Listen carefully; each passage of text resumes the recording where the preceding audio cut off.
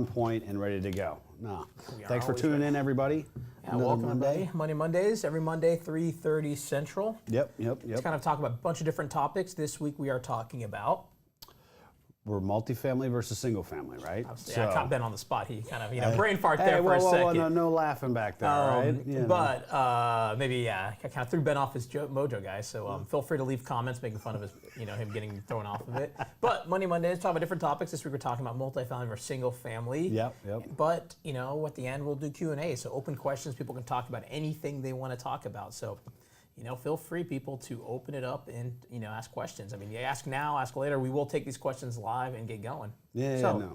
So one thing to point out, right? Our show's not only just about multifamily or even about real estate, right? We're doing this every Monday to talk about all things investing and being an entrepreneur. So we do want you guys to give us feedback in terms of the other, topics that you want to hear us talk about too, right? It's a broad spectrum, right? And we've done a lot of different things. So, thanks for tuning in. Like we said, we're going to get right into it. Multifamily versus single family. So you did a lot of single family. I did some. You did more than me. So I'm going to let you kind of talk a little bit about the pros and cons, right? And I'll give my feedback real quick from my limited experience, and then you can kind of get into it, right?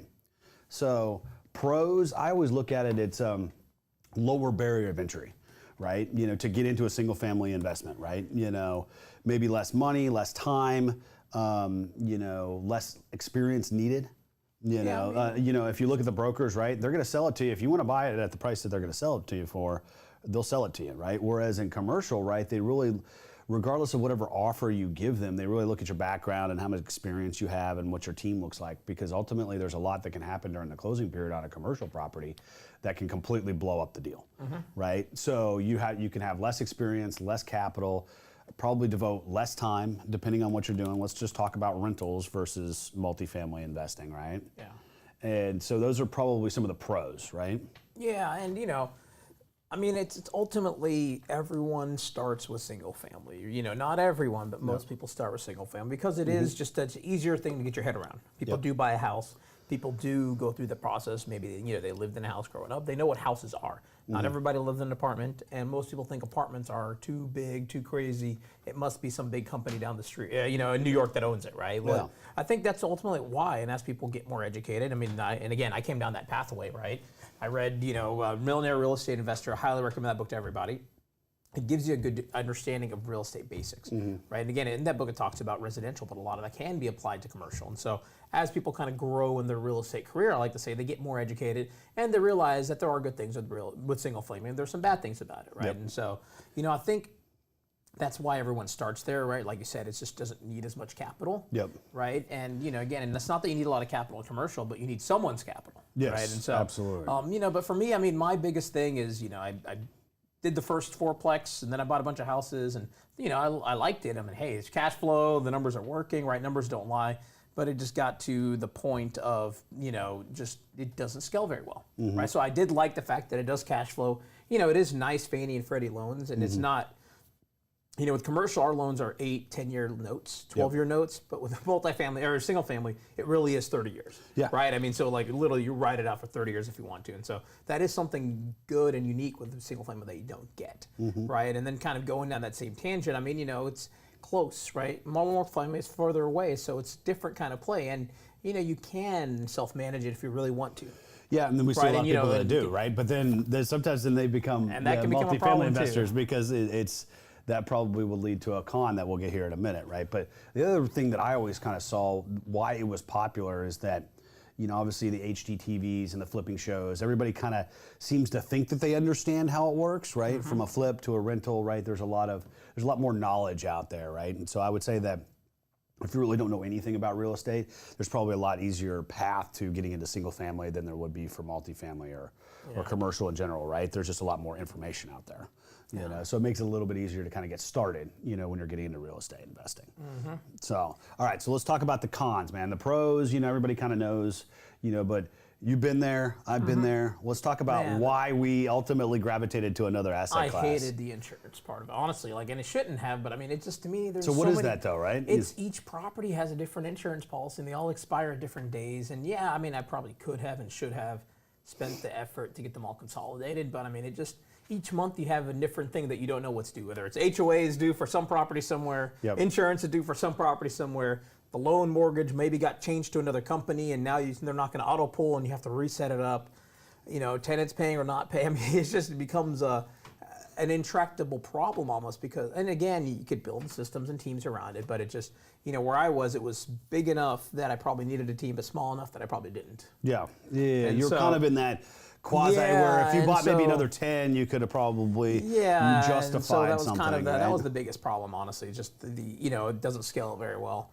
The maintenance side that you really hear about, I was probably lucky about it. I had good tenants stayed, you know. But it's about screening them up front. So let's talk about that. So did you put money, because every one of my properties I put CapEx into. So because some people don't do that, right? Yeah. They just buy it or I wasn't there to poor boy, right? I mean, I was looking for good tenants, put money into them. And you know, most of them I bought at a discount because they needed some work, right? And so I was able to get nice updated properties and, you know, get good quality tenants in there. So luckily I didn't have a lot of issues, and you know, there were some, right? We would work through them, but overall, that wasn't the horror story. Was it maintenance related or was it tenant related? You know, what was the just biggest, maintenance. I mean, it was just all maintenance. Issues? I honestly had very little turnover on all my properties. See, that's good though, right? You know, because a lot of people will talk about the horror stories of tenants too, right? Yeah, screen your tenants, guys. I have an uncle, same thing. You know, they had their horror story, and they didn't screen tenants. They didn't take security deposits. There was no incentive for a tenant to not destroy the property. Yeah, I mean, you know, you have no skin in the game, right? If you piss them off or they're going through a bad day, you know, they'll destroy the property and up and leave, right in the middle of the night. So that's a con. So it wasn't, so the insurance and having to juggle all the different things, because you obviously close at different times, right? You know, it's not scalable, right? You do have some level of, you know, self-management that you have to kind of, and you can do third party also, right? But then, you know, that's another problem, right? If you do third party, you know, it gets expensive. Those guys aren't in it to really reduce your bottom line. Whenever your margins are that tight, right? You can't overpay a little bit. Where, you know, on multifamily, it's more about getting the right work done and quality work done versus not just being the cheapest, right? It's kind of, you need to weigh them all. Whereas single family, it's really about bottom line a lot more. So. No, I agree. So that's some of the cons, right? What else? Let me think really quickly. There's a couple more. You know, there's definitely, you know, I would say that. I hated the HOA stuff, man. That was part. It's just like it lingers, or the tenant left the trash can out, and the HOA gets on them, and the tenant doesn't do it, and now they find you, but the tenant did do it. You're playing kind of middleman. No, you know, we had one tenant that liked to bring his RV. It was the RV.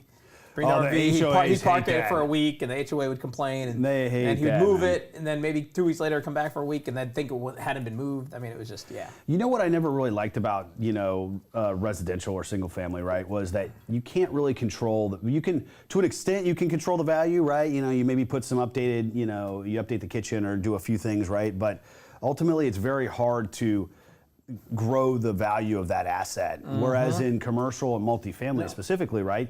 It's almost mathematical, right? You know, you're going to put. It is mathematical. Yeah, it is, right? You know, so you put $5,000 in, and you can charge an additional $100 per unit, and you know, you can apply a cap rate to that, and then you're going to increase the value substantially, right? Especially on these bigger properties. And so, you know, whereas in single family, right, it's all driven by comps. And so, you know, say for example, you're the best looking asset on the street, right? You've done a lot, you've tried to keep up with your property, but guess what? All your neighbors around you are doing a poor job of that, right? That's going to bring down the value of your asset, unfortunately. Even though you're doing all the right things, you're putting in money into the property, you're still beholden to the market, right? Because it's all comp driven. And so that's kind of a con that I never really liked about single families, that I had very little control over the asset value. Yeah, it's hard to do an appreciation play in single family. That's called a flip, right? Yeah. And you know, flip's its own thing. We can go into wholesaling, all of that. I didn't like any of that stuff with a single family. It's just very different. And so, I mean, that's. Talk about labor intensive, though, right? You know, not enough margins, right? It's tough too, right? So that's probably a good thing. So differences in cash flow and ROI, right? You know, I mean, so let's talk about cash flow, right? You know? But before we talk about cash flow, for those of you tuning in, multifamily, Money Mondays. Oh, we tripped them up. Money Mondays, right? We do every Monday, 3:30 Central. We're talking about multifamily versus single family. Only two sips of this coffee, folks. Yeah, I'm still It's been one of those Mondays, right?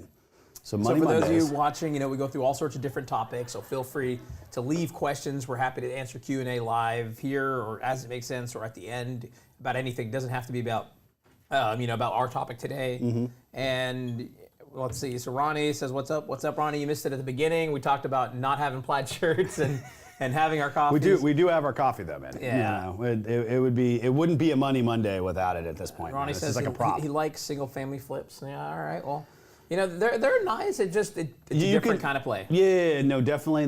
We know people that are wildly successful doing it, so we're not here to knock one way or the other, right? This was just more so our journey. Yep. Between single family and multifamily, but we know people that are seven figure flips and there's a 8-figure mastermind flips. 7-figure flips. Yeah. Flipping, right? 7-figure flipping. Yeah. So definitely a lot of ways to do it, but let's keep going. So cash flow, back to what you said. Cash flow. All right. So, ultimately one of the reasons that everybody kind of gets into real estate, right, is, you get a little bit of that mailbox money, right?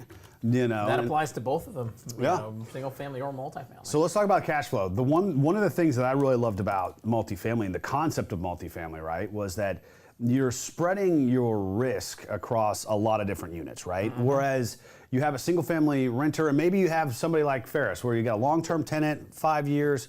Guess what? They say, hey, I finally got another job, and they give you the 30-day notice, and maybe it takes you another 60 to 90 days to get the single family home up and going again and get a new tenant in there. Well, guess what? That 2 or 3 months that you didn't have a tenant, you're paying the note, right? You're having to flip utilities and do all this other stuff and pay for all that in the meantime as well. Whereas in multifamily, right, you've got cost average. It's like buying stocks, right? Yeah. You shouldn't, whether you buy high or low, as long as you continue to cost average, usually it works out. No. So, out of 100 units, right, if you have one person that leaves, right, yes, that stinks, but it's not going to affect very much. It's a rounding error. And so that's one of the reasons that I loved it, right? So you're getting, your cash flow obviously is, more stable, I would say, right? Yeah. It's not going to fluctuate, down to zero, which would happen in a single family versus a multifamily, right? That never happens. Totally agree. Well, we've seen some deals where it's been completely boarded up, but that's besides the point, right? So that's why you don't bleed your properties dry, guys. No, that's true. That's true. So it's called a lot of return on investment. I'd probably say total returns too. There's certainly different metrics. Here, baby, you want to come over here? And I know you're excited. So I got my daughter with me, and she's in there making all kinds of. She's our third co-host. She's really excited. So I'm gonna bring her in. All right. So you're gonna let Daddy and Mr. Ferris get the rest of this. She can probably do a better job. Or finish it up. All right, so let's talk about ROI, man, and maybe the other returns beyond cash flow. No, absolutely, right? So, ROI, return on your investment, right? And what are you getting? And that's where leverage becomes valuable, right? With both types, you can get leverage, very good leverage, right? Mm-hmm. And that's what makes your money go, right? And so, with both of them, I'd say it's similar. It's back to your point earlier, right? You cannot do forced appreciation. So your ROI is really cash flow constrained on single family, then you're just betting on general appreciation. Yeah. Whereas in multifamily, you can literally say, I'm going to bring these 20 units online. These 20 units will generate some money, and I know what the cap rate in the market is. Therefore, I know how much I'm going to increase the value. Right. And so, I would say with both asset classes, your cash flow can be there. It's sufficient. Your ROI is there as well, but it's just ultimately it's just less control. Right. Yeah. I think those are maybe my two biggest things that I would add about that. Trying to keep, trying to look straight, guys, but she's doing some, sign language for people. So I don't know enough sign language. She's gonna make this one hard on us, man.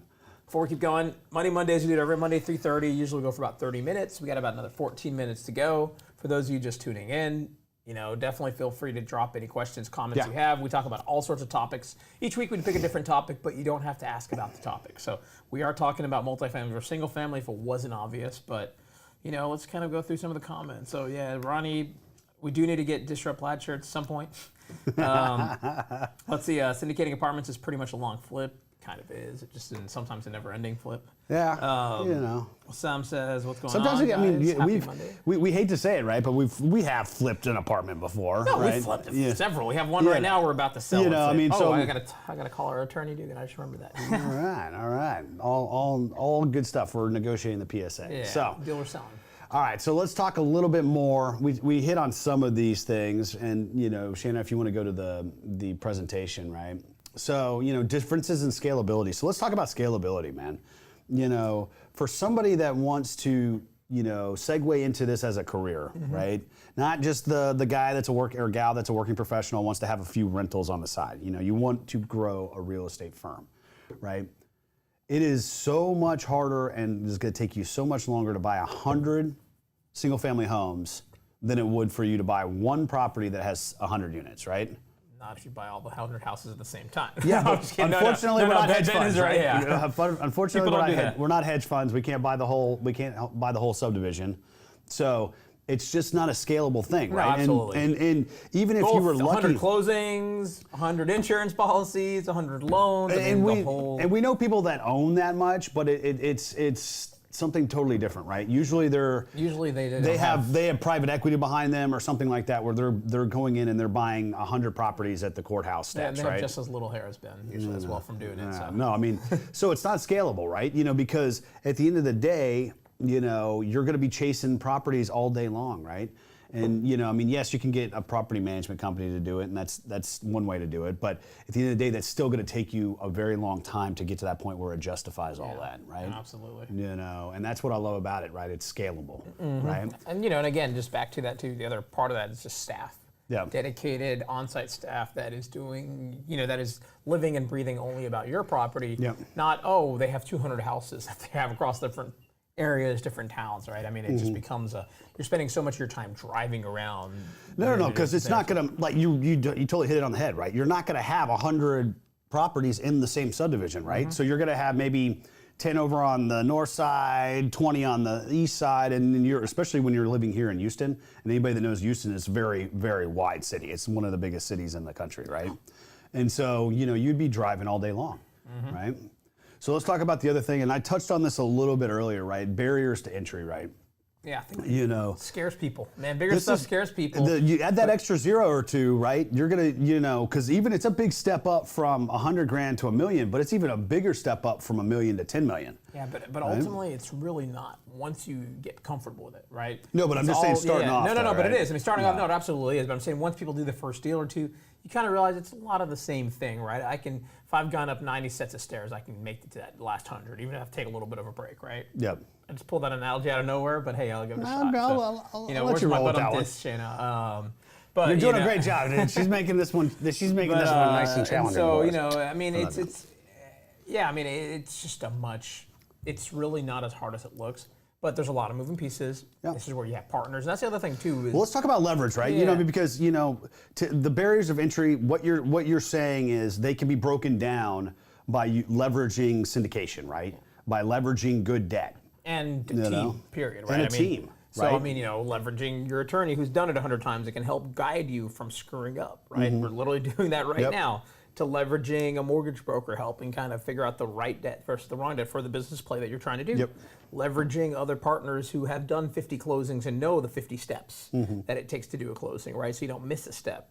There's just kind of, it goes on and on and on. And that's why really real estate's it's a team sport, especially in multifamily. It's all about your network. And so I think it's just a critical piece. So if you have the right team, folks, that's what we're kind of trying to get to, right? If you have the right team, you can utilize leverage, right? Both on the equity and the debt side. You can break down those barriers, right? Now, it's going to take some education, and you're ultimately going to have to run in the right circles, right, and have the right team, but that makes it a lot easier, right? Whereas single family, right, you want to go buy a $100,000 home, as long as you got 10 or 20K to put down, right, you can go buy that. So it's a lot easier to get into. Yeah, absolutely. And I think that's why most people start off, including us, in single family. All right, well, we got a little bit of open Q&A. Yeah, so if people have questions, go ahead and leave your comments. We will go through these live. It doesn't have to be about what we just talked about. Like I said, Mondays, we do it every Monday, 3:30 Central, go through all sorts of different topics. This is really meant for you all, for the audience, so feel free to ask questions. If you need to learn any sign language, we do have a guest as well that can help with that one, right? And so, we can figure out the letters. And so, people feel free to ask your questions. So, let's see. We had one as outside of multifamily, what other asset classes do y'all see opportunities in right now? So, I would say self-storage, right? Mobile home parks, maybe. And those are stable. I mean, those are generally industrial. Those are generally assets that we like. Yeah. But I would say in terms of special, unique opportunities relative to kind of where the environment is today, it's very, I'd say, location specific. And here in Houston, I like the idea of buying I've told Ben this multiple times, buying an office building at a true cap, because there's oversupply of office plus You COVID might have some comments kind on of this got one, hit, man. and so I'm curious to hear what It's a people think. contrarian. It's a contrarian play, but right? if I can buy it at the real cost basis, right, at a real cap, and then all I have to do is lease it up. And I know that's easier said than done. Yeah. But I guess maybe what I'm getting at is a lot of the office in Houston, it's more, I'd say, quasi-institutional. And they need to show an average lease of a certain amount because their hypothetical valuation is based on that. Whereas for me, if I can buy something 20% leased and I just need to get it 50% leased, even if I get to give it away almost for free the first, I mean, But you can work it out. hit something right on the head, right? Buying it at a true cap rate, folks, right? What's happening now is a lot of this stuff's compressed because there's so much demand, for it. Whereas, I mean, if you could buy a 10 cap and it's the 10 cap on actuals versus some 10 cap on, whatever, so on some pro forma or whatever, right? You're actually buying it at what you should buy it at. That's huge. Yeah, right. Absolutely. So but I would buy it and keep it office, right? I wouldn't convert it. Conversions are their own special issue. I heard it's actually really expensive to convert an office building into an apartment. But that's what they're talking. They're talking about doing it malls. Yeah, they're doing to be compliant for. I think the other thing too is this is our thesis on multifamily has held true even through COVID, right? The lack of affordable housing, they're not building Class C and B stuff anymore, folks, right? It's all A++. There's some trailblazers that are doing a little bit less high-end, new development, but it still has a cost associated with it, right? And so there's always going to be demand for that. And the federal government is our biggest partner in these opportunities, right? And so it's in their best interest to take care of the residents and make sure that they're incentivizing us to take care of the properties, right? So we still love multifamily, but I was gonna say industrial too, right? Obviously with all the warehousing and logistics and all this COVID stuff. Because you kind of need to bet on one guy taking the whole space, and if he well, doesn't, yeah, it's definitely a different play, you have to know right? what you're doing. And cap rates are pretty compressed there too. Yeah, it might scare me for lack of knowledge, so maybe I should go learn. Somebody more, educate us on industrial. I'd love to hear a little bit more about it, right? Or if anyone has a good industrial opportunity, come talk to us. We're willing to partner with you. Yeah. So if anyone has any good deals, we're happy to partner with people. That's our MO, guys. Yeah, and we're still regardless buying. if it's apartments or not. So We're still buying. So all right, any feedback for transitioning from single family to multifamily? So I guess it's kind of a broad, question, but that was one that kind of came in. Yeah. So I mean, feedback is, I'd say there's a ramp up to getting educated on multifamily, right? We do have investoracademy.net. We launched that a few months ago, where we put together a lot of content to kind of educate people on commercial and really just specifically apartments, right? The whole process, whether passive investing or active. So definitely check out investoracademy.net if you want to check that out. But I mean, ultimately, the first step is get educated. Yep. Then I like to tell people, really go do a deal passively, right? Where you invest in someone's deal just to kind of learn the process. Then go find a way to get more of an active role, right? And then, hopefully you're an active member and you're also along for the ride on that GP side, right? Yep. And you learn a lot of what goes into it. And then you know enough to go do your own deal, right? Yep. So you spread your There's a wings even further. progression, right? I mean, you got to walk before you can run, but I always kind of say, people think that you need to have some certain amount of money, or if I don't have $500,000 in the bank, how am I ever going to be able to pull this off? That's not true, right? Because once again, I go back to you're leveraging other people's time, money, and resources too, right? So if you feel like, I can't put that earnest money down on a $30 million deal, guess what? There's people out there that can. Absolutely. So don't overthink it, right? Get yourself educated, like Ferris said. And ultimately go out there and ready, fire, aim, right? Absolutely. I mean, that's kind of how I look at it. Exactly. Like, don't get analysis paralysis. There's a lot of people that get nervous, don't make a face. It's those zeros. Find a way to make a step forward, right? Yeah. I'm a big believer that it's always important to keep moving forward. Maybe not as fast as you want, but it's a lot better than having a complete stop. And so it's that boulder, because once you stop, it's hard to keep going. So you can ask Ben, I'm pretty anal about just across everything we're doing across the company. We like to dig in and just, where does this go? Is this moving forward? Is this moving forward? It doesn't have to make Herculean move forward, but it has to just continue don't get to make stalled out, baby right? steps. Yeah, and that's I still see that. I mean, obviously this year's been a little bit weird, but before that, right, there's been people that have that analysis paralysis, and will look at 100 deals and they'll never make an offer. And I look at it like this, right? Make an offer that you feel comfortable making, right? Get your foot in the game, because if you don't, right, the brokers are never going to take you seriously. They're just going to say, oh gosh, so and so keeps calling me, and they never make an offer. I need to call a broker about an offer we made 2 See, weeks this ago is and all. see where This is that's going, helping. so- This is helping you. No, it's important to follow remember up all and this generally stuff just- that we got to do today, man. Yeah, so- But this is I'll the be on the funnest part phone of our for the day. next hour, guys. If anyone needs anything from me, wait an hour. So. But yeah, so I guess let's see. So we got about 3 more minutes. Money Mondays, we do this every Monday, 3:30 Central. We go through a lot of different topics. I don't know. We have a catalog now of all sorts of topics, and it's really an opportunity for me and Ben to talk because we like to talk a lot, right? No, I'm kidding, but really we like to talk about what we're doing. We're happy to share and help teach people. So if if you want to see any other future topics, let us know. If you have any questions, go ahead and drop them. We will answer them live. It doesn't have to be about our. We want it to be topic interactive, right? So yeah, come hit us with questions that might be on your mind, or and they like Farrah said, it could be completely random. It doesn't have to be about what we're talking about today. But like I said, between Ben's hair or sign language, we can do it all. So feel free to let us know. But if anyone, let's see if we have any more questions. Actually, we did have some more questions. So, do y'all see single-family prices rising in Houston?